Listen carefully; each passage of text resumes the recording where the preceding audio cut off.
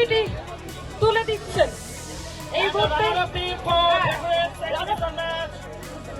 সবরেশ, তুমি এখানে চলে এসো।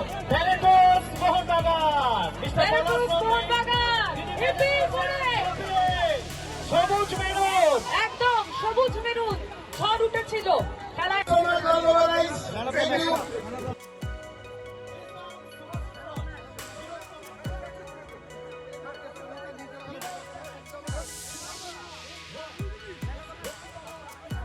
ছড়িয়ে পড়েছে সেই লাল বাবা রাইস প্যাকেট।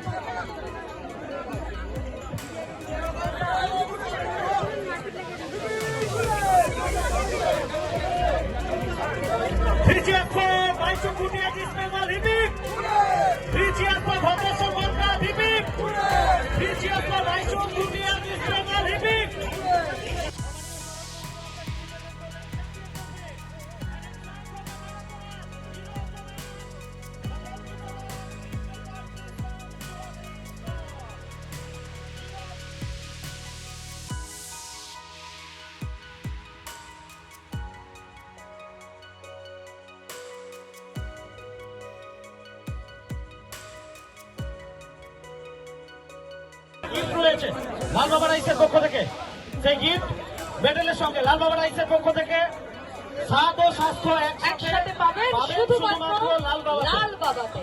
স্বাদ ও স্বাস্থ্য একসাথে পাবেন শুধুমাত্র লাল বাবাতে। গিফট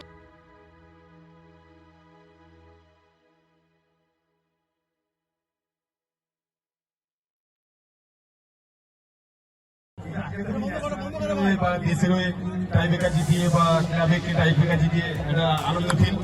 অনেকদিন পরে সেম ফিলটা আজকেও হলো। Thank you so much. এবং লাল বাবা রাইসের যে ইনিশিয়েটিভ ভেলপুর এবং অ্যাসোসিয়েট সমস্ত স্পন্সর লিড করছে লাল বাবা রাইস বাংলা ফুটবলে, ভারতীয় ফুটবলের জন্য উন্নতি এবং যে মূল টুর্নামেন্ট তার ফাইনাল ম্যাচ একটু পরেই হবে। ফুটবল অ্যাসোসিয়েশন অফ ওড়িশা এবং রেলওয়ে এফসি তারা মুখোমুখি হবে। দুটো টিমের জন্য ফাইনালিস্ট বোথ টিমের জন্য আপনার পক্ষ থেকে নিঃসন্দেহে বেস্ট উইশেস থাকবে এবং দর্শকদের জন্য একটু বার্তা দিয়ে দিন এই টুর্নামেন্টটা যেভাবে বর্তমানের মানুষের মন ছুঁয়েছে আগামী দিনে বর্তমানের গন্ডি ছাড়িয়ে পৃথক পৃথক ভেন্যুতে হয়তো আমরা ভদ্রেশ্বর গোল্ড কাপকে দেখতেও পারি। First of all thank you লাল বাবাদের, কেন কি এত সুন্দর একটা অর্গানাইজ করেছে। অ্যান্ড এইগুলো করা খুবই ইম্পর্টেন্ট, কারণ আমাদের দেশ থেকে ফুটবলটা আস্তে আস্তে হারিয়ে যাচ্ছে। তো এরকম যত টুর্নামেন্ট হবে তত প্লেয়ার উঠে আসবে। অ্যান্ড দুটো টিমকে আমি কংগ্রেচুলেশন বলতে চাইছি যারা যারা ফাইনাল উঠেছে। Thank you so much. Thank you.